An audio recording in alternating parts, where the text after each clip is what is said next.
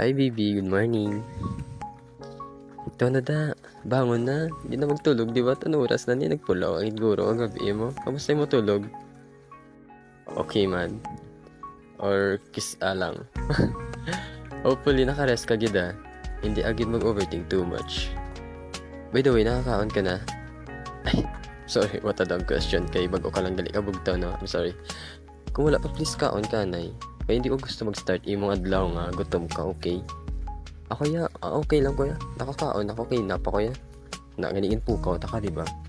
Pero mas okay gid ako mabalaan kung nga nakakaon ka man and okay ka na. Take your time. Sige ka na to. No pressure, no rush. Para lang ko din low key lang. Always rooting for you. Wow. Sige, enjoy mong morning. Chat ka lang later ha. Miss ka already. I love you so much, baby. Mwah.